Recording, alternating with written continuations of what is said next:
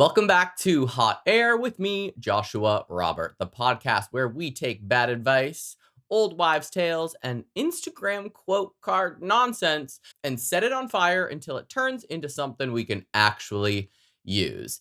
And today, we are tackling a very specific, special breed of garbage. Terrible gay dating advice. This was one of my most popular episodes. It was like maybe episode 4 or something. It was bad dating advice, 5 terrible bad, 5 bad dating tips. And I flipped them on their head and made them into something constructive. It is right up there with my first episode, which was about allyship, and my internalized homophobia episode. Those are my top 3. So I was like, why don't I revisit the bad dating advice, but make it gay specific? And now there are some things that you probably will not agree with, and that is okay. That is the beauty of all of this. I can have my opinion, and you can have yours. I might not agree with yours, but maybe there's something I can take from it, and vice versa. You might disagree vehemently with something that I have to say, but there could be a little sprinkle of truth in there, or a sprinkle of maybe your own piece of advice that you can twist to make to work for you, if that makes any sense at all. My point being is a lot of people really hate on some stuff that I say, and a lot of people really love what I have to say. Specifically, I receive a lot of hate when it comes to religion stuff that I am very vocal about, because obviously if you're going to pop up on my Instagram and tell me to repent for my sins, I will go off. It's inevitable. But I can also speak to somebody that loves Jesus, and I can take some information from that if it is a positive conversation, right? So anything here, you don't have to agree with it. Maybe you can kind of rework it to make it work for you, is basically what I'm trying to say.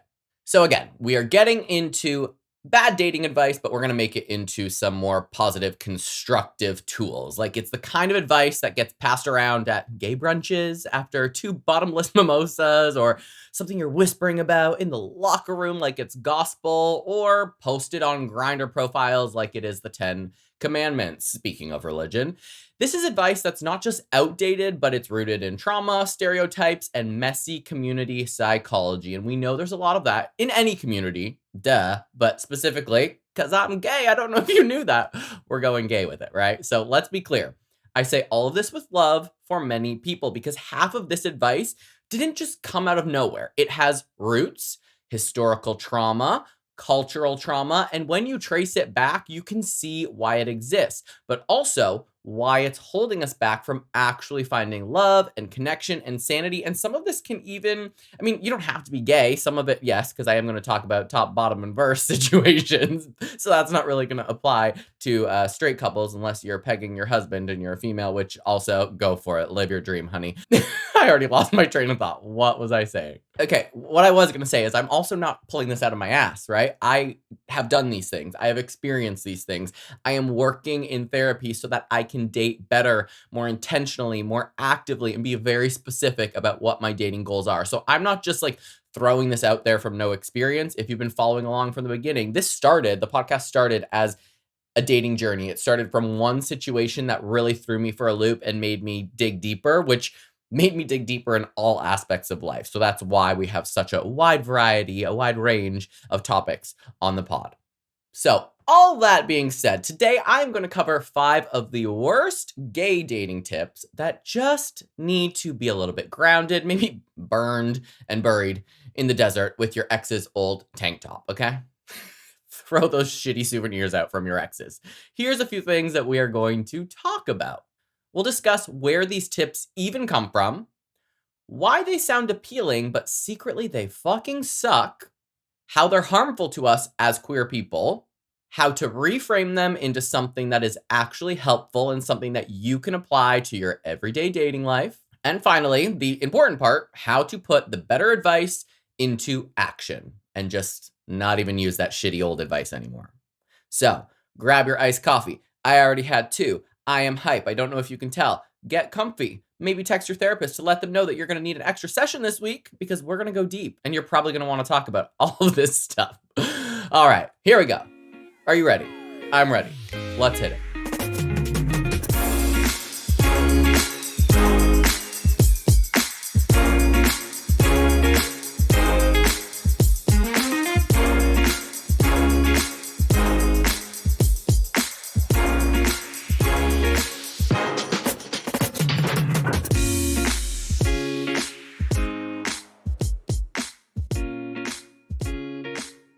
Bad dating tip number 1.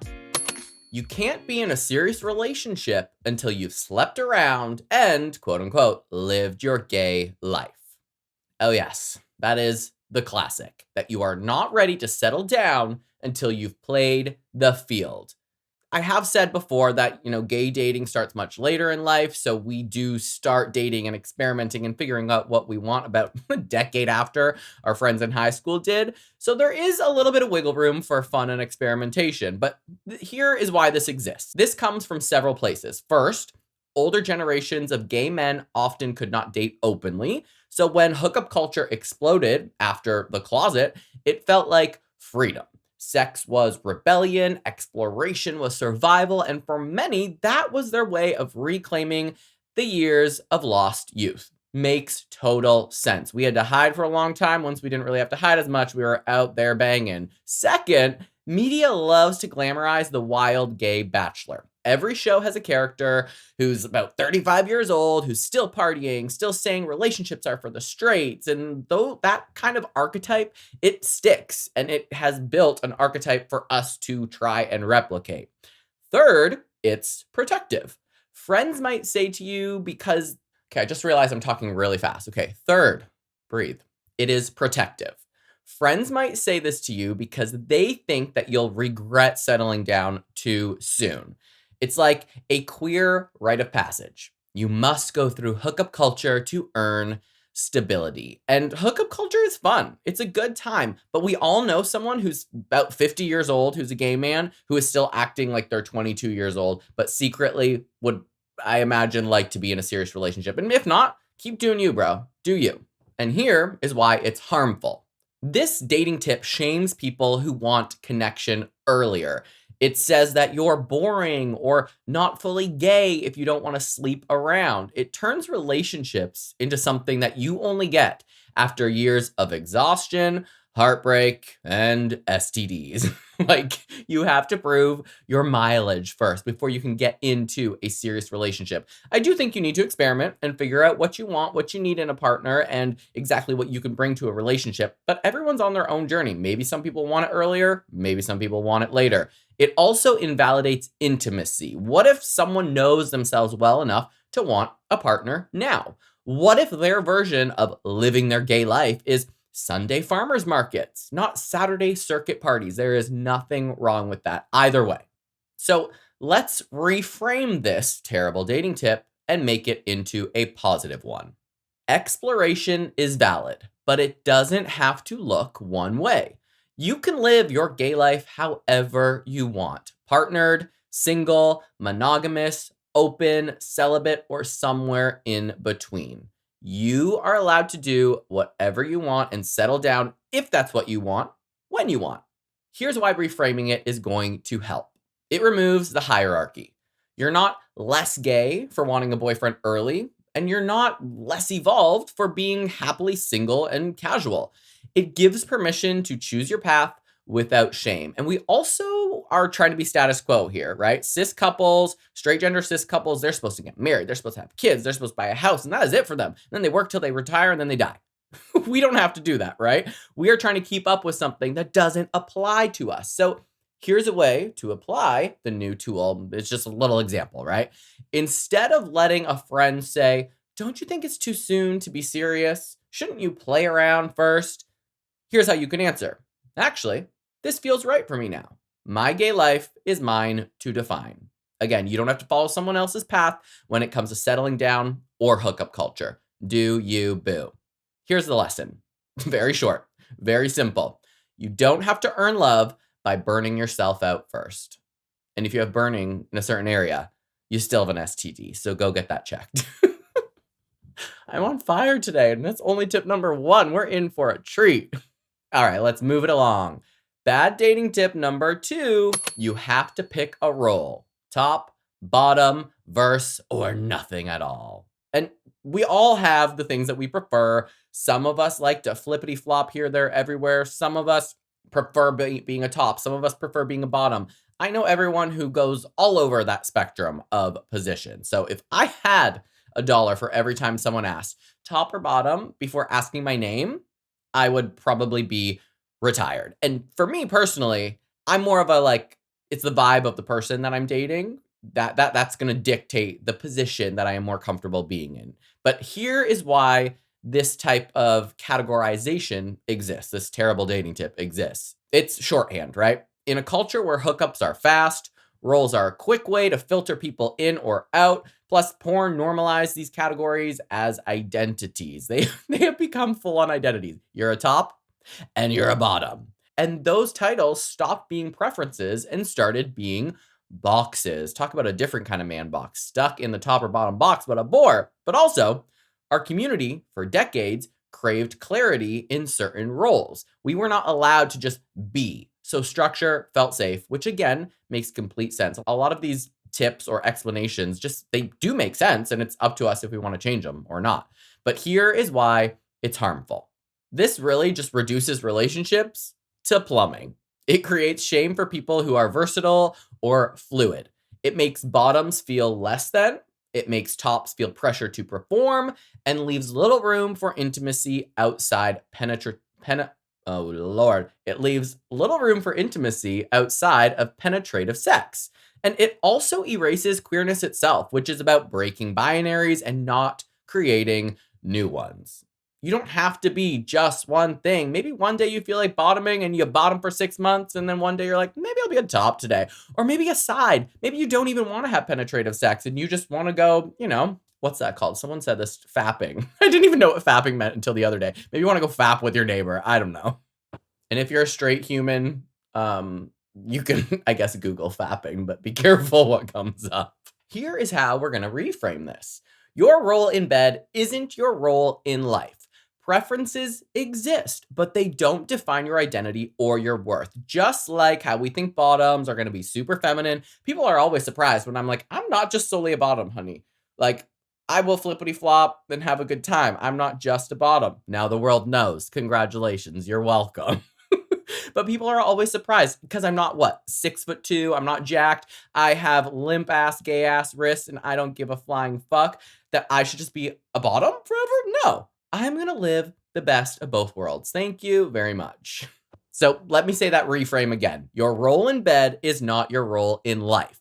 Preferences exist, but they don't define your identity or your worth.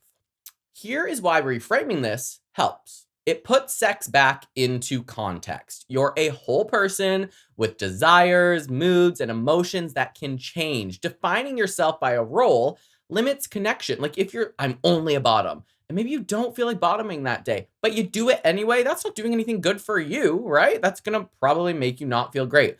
Maybe you don't feel like it that day, okay? And that is all right.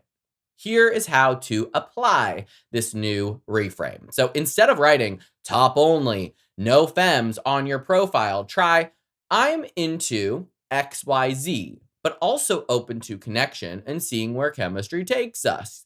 I've seen a few of those and I really like that because it's open to interpretation. A lot of straight people will always be like, how do you know who's the top and the bottom? How do you know who's the husband and the wife? How do you know? Girl, I'm not trying to fit into your stereotype. I'm not trying to fit into the status quo of I'm the wife and I'm the husband. This is the person who puts the dick in. This is the person who receives it. That is not the way it works. And if it is, it's time for us to change it. So here's the takeaway, the lesson. Sexual flexibility is going to equal emotional freedom. You are not a role. You are a person. What you like one day might change the next day, and maybe you like a variety of things. Wink, wink, nudge, nudge. Here we go. Moving on. Bad dating tip number 3. Don't get too attached. Gay relationships never last. How many times have you heard someone be like, oh, don't get too attached. Don't get too into it, because people just assume that everyone's going to cheat and be slutty here, there, everywhere, and everything's going to fall apart. This one is straight out of Traumaville, okay? And we all got trauma, but sometimes we push our own trauma on others. Here is why it exists. Older generations had no examples of long-lasting queer love. The AIDS epidemic tore relationships apart. Media rarely shows us thriving as couples, only tragic endings, so the belief stuck. Gay love is temporary. And I've been thinking about that a lot lately. The things that we see in movies and television, we think are real life, and we're trying to emulate those, and that is not the way life works. Here's why this is a harmful, terrible dating tip. It becomes a self-fulfilling prophecy. We guard ourselves, we sabotage intimacy, and we treat relationships like ticking time bombs. It convinces us that we're doomed instead of hopeful. When I was dating my ex, we were together for a long time, but right when it started to feel good, I went into this area of, oh, this can't be.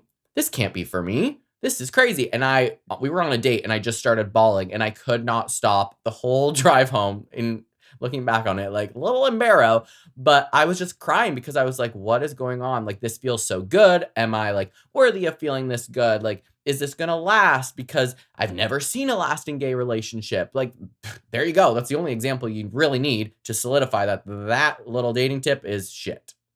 Here is how we can reframe this. Queer love is possible and powerful.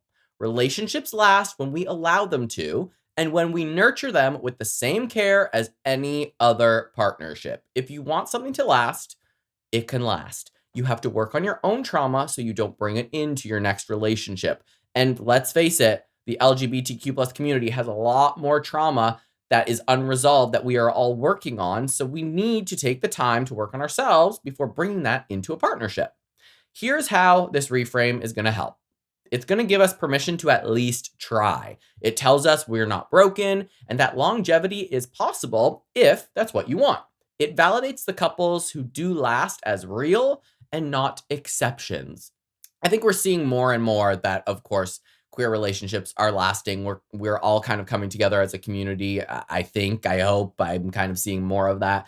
And so I do think this specific terrible tip is already shifting, and hopefully for coming generations, they'll look to our generation and be like, oh, shit, we can have some cute marriages. Sweet, I dig this.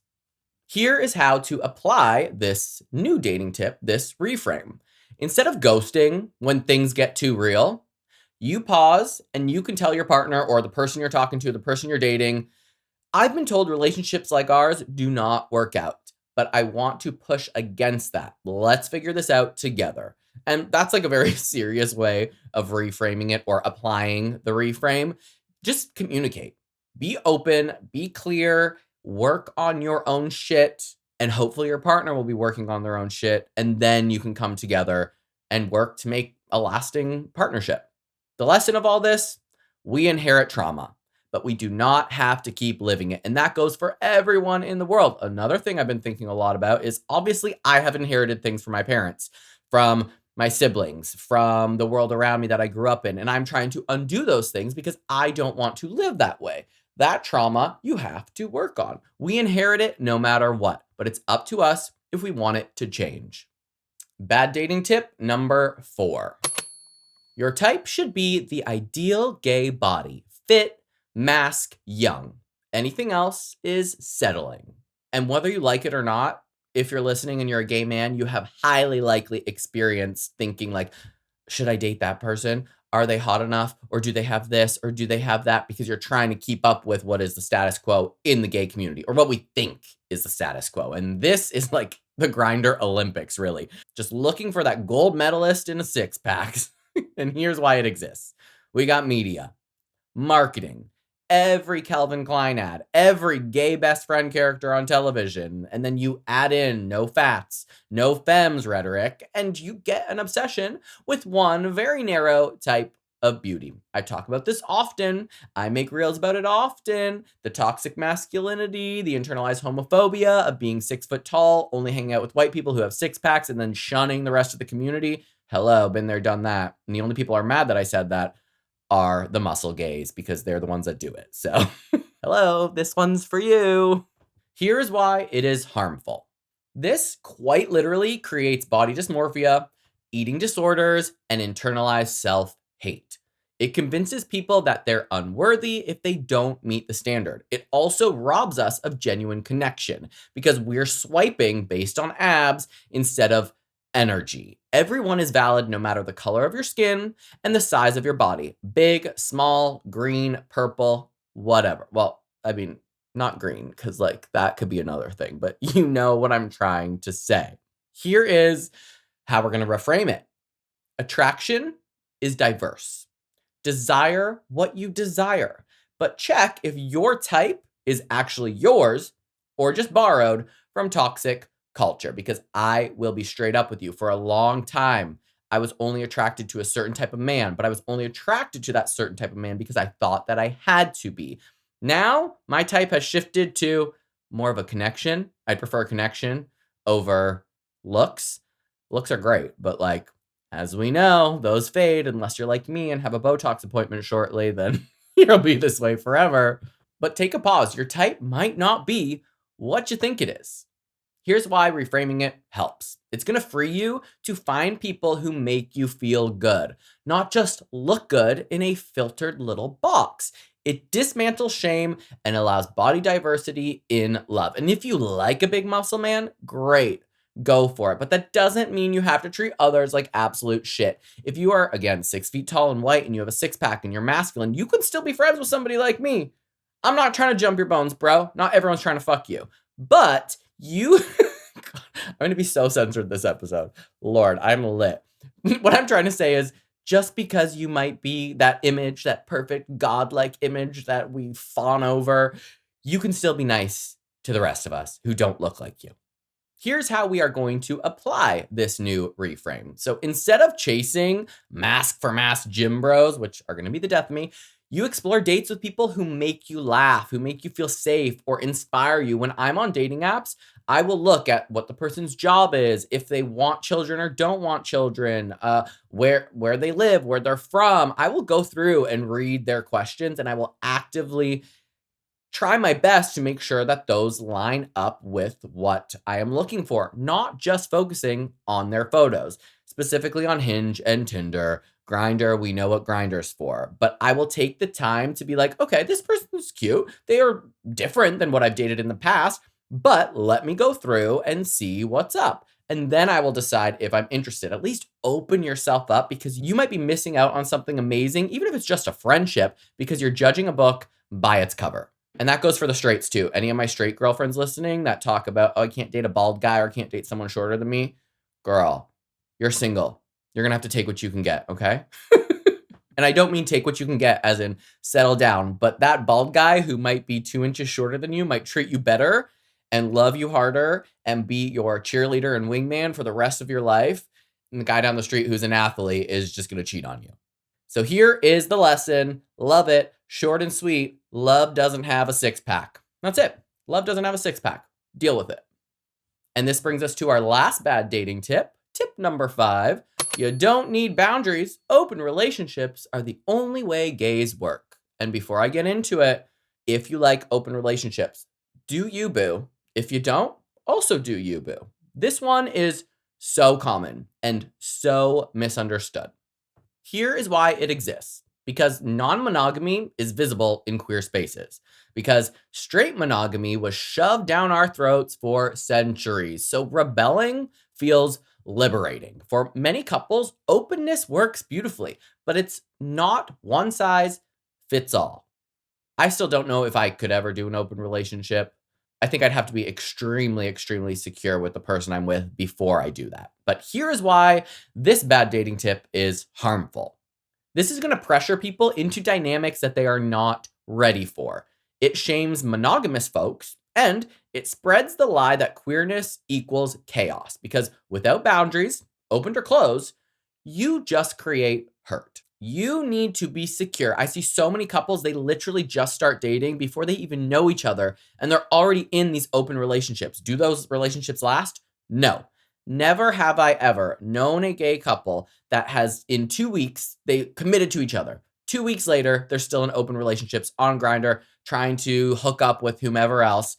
And they never last because they haven't built that foundation of trust. They don't have those boundaries. They don't actually know each other on a deeper level in which those hookups outside of the relationships are not going to affect their partnership at home. It takes time to build that foundation before you start jumping on Grindr and like hooking up all over town with whomever. I sounded a little judgy there. To each their own. But facts are facts, right? Here's how we can reframe this. Relationships come in many forms. What matters isn't monogamy or openness. It's clarity, consent, and boundaries. As long as you got your rule book and you are ready to respect that rule book, go for it. Here's why this reframe helps.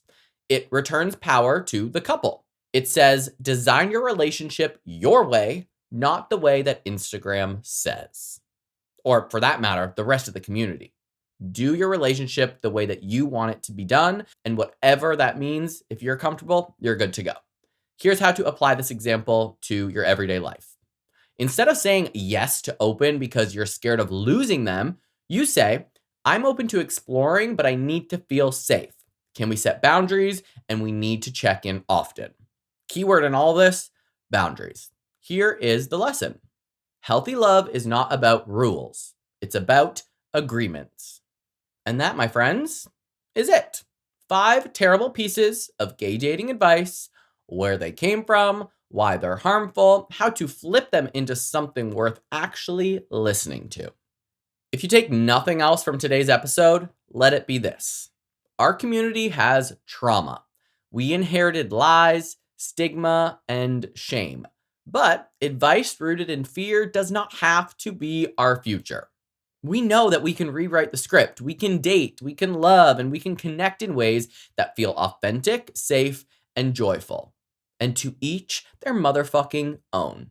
And the next time that someone tries to give you one of those outdated, boring ass tips, first, send it to me so I can flip it on its head and make an episode about it. Then smile, nod, and remember, you just do you. You do what feels comfortable to you. You create your boundaries and you stick the fuck with it. And that's it for today's episode of Hot Air. You can find me on Instagram and TikTok at _hotairpod. You can head over to my website, hotairwithjoshuarobert.com. Submit your listener stories there. I've been getting a lot of them, so I'll probably end up doing those listener stories once a week now. It can be anything that falls under the LGBTQ plus umbrella. You could be a straight friend, letting me know how you are following through with your allyship, or it could be a coming out story. It could be how you are recently out and open as a trans man or woman and navigating through life. Just anything. Anything. Yeah, anything. I had to think about that for a second. Anything. Don't forget to rate the pod wherever you're listening, give it 5 stars, and leave just a little cute 1-sentence review. And I hope you guys enjoyed today's episode of Hot Air. Again, I am Joshua Robert, and I will see you next Tuesday.